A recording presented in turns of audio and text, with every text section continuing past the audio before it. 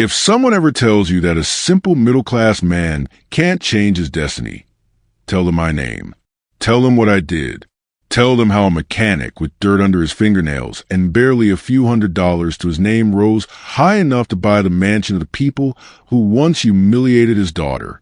Tell them how I stood in the same place where I was once thrown out like trash and watched the family who mocked me bow their heads in apology. Tell them this. Nothing is impossible when a father decides he's had enough. My name is Daniel Hayes, and this is a story of how I went from having nothing to owning everything they once used to break my daughter. I didn't always live a life worth telling stories about. For most of my early years, I was just a regular American middle-class man. I ran Hayes Auto Repairs, a small mechanic shop at the edge of Linden County. I was the guy people brought their rusted trucks to, the guy who fixed rattling engines, the guy who worked 12-hour days because bills didn't pay themselves. My hands were always bruised. My clothes always smelled of gasoline. But I never complained. I may not have had luxury, but I had purpose. And I had Emily. My daughter was the brightest thing in my life. Even when the world punched me down, she made me stand up again. Her mother passed away when she was only 9, so it was just the two of us fighting life together. She studied hard, got scholarships, earned people's admiration wherever she went. And I tried my best to give her everything I could. Sometimes I failed, sometimes I succeeded, but she always appreciated whatever I managed. When Emily met Andrew Carson, her world changed. He came from a family that could buy anything, cars, properties, influence, even people if they wanted. The Carsons were the definition of American aristocracy. Their mansion sat on the highest hill in the county, overlooking the town like kings watching their kingdom. I knew of them, of course. Everyone did. But I never imagined my daughter would fall in love with someone from that world. She told me she did. She told me Andrew made her feel special. She told me she wanted to marry him, and I wanted her to have the happiness I could never afford for her.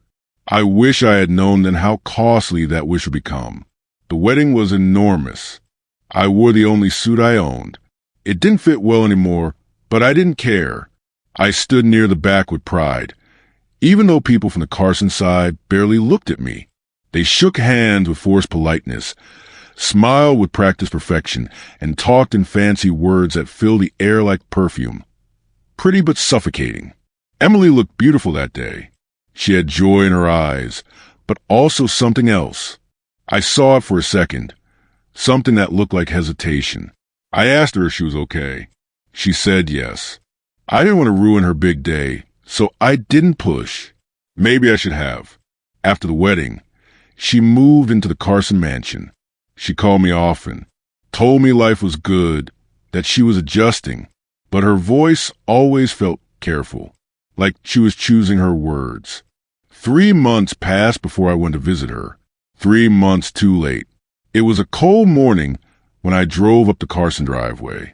My old Chevy rattled on the polished stone, the kind of driveway where luxury cars glided without sound. The mansion looked like something from a movie. Tall gray walls, enormous windows, lawns so perfect they made you afraid to step on them. I rang the bell. For a long time, nothing happened. Then footsteps. The door cracked open, and there she was, my daughter, but not the Emily I knew. Her hair was tied in a loose, messy knot. Her clothes were faded, plain, not even close to the elegance expected in this household. Her hands had red marks, burns, scratches. She looked tired. Not just physically tired, soul tired. I asked her what happened. She smiled. The kind of smile people fake when they're trying to hide the pain behind their teeth. Before she could answer, a sharp voice echoed from inside. "Emily, are you done with the hallway yet?" She flinched. My daughter, who survived her mother's death, who worked part-time jobs throughout college, who faced life with unwavering strength, flinched at her mother-in-law's voice. The door swung open wider. Mrs. Carson stood there, holding a mop handle like a weapon. Her chin raised the way rich women raise it when they want the world to know they are superior. She looked at my daughter the way someone looks at a janitor who didn't clean fast enough. She didn't greet me, didn't smile, didn't even pretend. Instead, she looked at my daughter and said, "If you're done chatting, get back inside. The floors won't mop themselves." I stared at Emily, waiting for her to speak. She didn't. Her eyes darted between me and her mother-in-law in a silent plea not to cause a scene. But I stepped inside. That was when I saw it. All of it. A mop bucket behind her. Cleaning gloves tossed on a chair. Cleaning supplies scattered across the floor. Two housemaids lounging comfortably nearby with magazines, not working. My daughter wasn't being helped. She was replacing them. She was the maid. I felt the air leave my chest. I turned to Mrs. Carson and asked, in the calmest voice I could manage, what exactly was happening. She shrugged. "Tradition," she said. "Every new bride must contribute. Emily needs to learn how a household runs." I pointed to the actual maids relaxing on the couch. She said they had the day off. All of them. Because Emily was working their shifts. My voice grew louder. She didn't like that. Andrew walked into the hall, looking irritated. He didn't greet me either. Just complained that I came without notice. I asked him why he allowed his wife to be treated like this. He laughed. "It's not a big deal," he said. "She needs to know her responsibilities." Not a big deal. Responsibilities. My daughter, who had just graduated college with honors, was scrubbing floors in a mansion, treated worse than the employees. Before I could say anything else, Mr. Carson entered. He looked at me with the same expression you'd give someone who tracked mud into your living room. He told me I was overstepping, told me to leave, told me their family didn't need outside interference. I said I wouldn't leave without my daughter. He smirked, then signaled the security guards. Two large men approached me. Emily cried out, begging them to stop. She tried to run to me, but her mother-in-law grabbed her arm and held her back like she was restraining a dog. The guards dragged me outside. One shoved me hard enough that I scraped my elbow on the stone steps. The door slammed shut. I sat there for a long moment. The cold wind hit my face, but I barely felt it. All I could hear was the memory of my daughter's cry from behind the door. Right there in that moment, something inside me transformed. A promise formed in me like iron heating in a forge. A promise that would reshape the rest of my life. I swore that I would destroy the arrogance of that family. I swore that I would rise so high they would have to look up to see me. I swore I would free my daughter and restore her dignity. And I swore they would all apologize, not out of courtesy, but out of fear. I drove home in silence that day. But my mind was screaming. My heart was burning. My purpose was clear. For the next several months, I lived two lives. In the day, I was still the same mechanic. But after sundown, I became something else entirely. I studied. I learned. I read books on finance, economics, real estate. I watched lectures about business scaling, entrepreneurship, investing.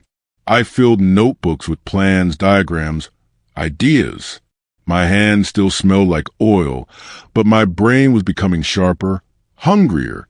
Sleepless nights didn't matter. Pain didn't matter. Fatigue didn't matter. I wasn't chasing success. I was hunting it. One night, destiny arrived in the form of a broken-down Rolls-Royce.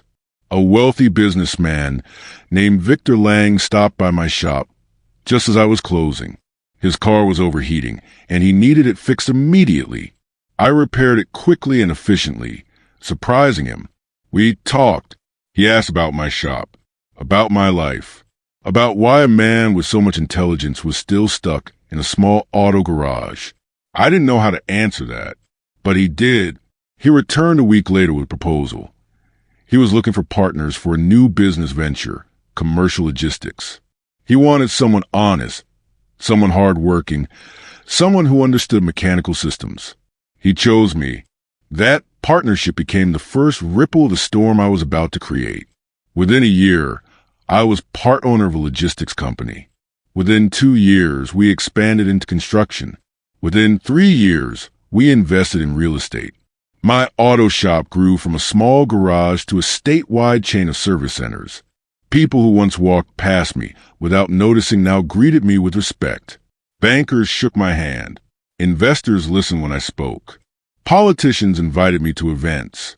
Slowly, steadily, I built an empire, not because I craved wealth, but because I had a promise to fulfill. 5 years passed, then 6, then 7. And one day, I received a piece of information that felt almost unreal. The Carson family, the almighty Carsons, were drowning in financial trouble, bad investments, hidden debts, failing businesses, all quietly collapsing beneath the glittering mask they showed the world. They were looking for buyers. Desperately, I smiled for the first time in years, but not out of joy, out of justice finally beginning its march. I bought their failing companies through shell corporations so they wouldn't know it was me. I bought the land they were secretly selling. I acquired their shares in joint businesses. Piece by piece, I took everything they used to brag about, everything they used to humiliate others, everything they once believed made them invincible. It took 3 years. And one morning, the final jewel of their empire, the Carson mansion, went up for sale. The same mansion where they threw me out. I bought it, in my own name. No hiding, no secrecy, no middleman. Daniel Hayes, the man they once laughed at, the man they humiliated, the man whose daughter they enslaved inside those walls. I drove to the mansion the day the papers were signed. The driveway no longer intimidated me. The gates no longer looked powerful. I walked up with shoulders straight and heart steady. The Carsons were there, surrounded by boxes, packing their belongings. They looked smaller than I remembered, older, drained. Reality had finally reached them. Mr. Carson turned and saw me. He froze. Mrs. Carson stepped back. Andrew's jaw dropped. Emily wasn't with me yet. I wanted her to arrive after me, to walk in at the moment justice would be served. I didn't speak immediately. I simply watched them, watched their fear, watched their confusion, watched their pride crumble. Finally, Emily's car arrived.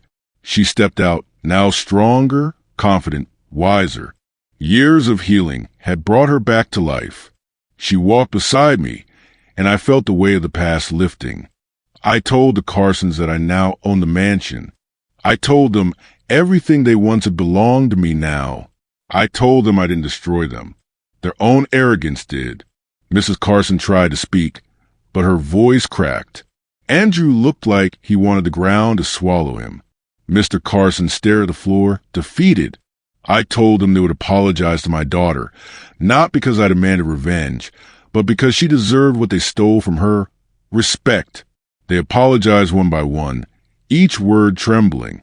Emily didn't gloat. She didn't insult them.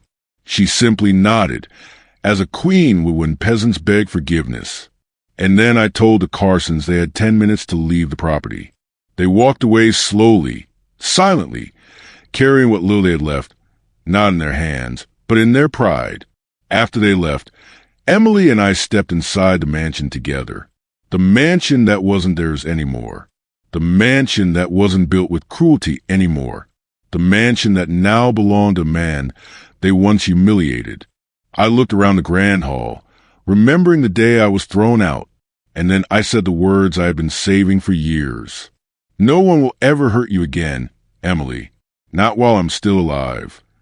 My daughter smiled, truly smiled, and in that moment, the years of struggle, pain, sleepless nights, sacrifice, all of it became worth it, because justice wasn't loud.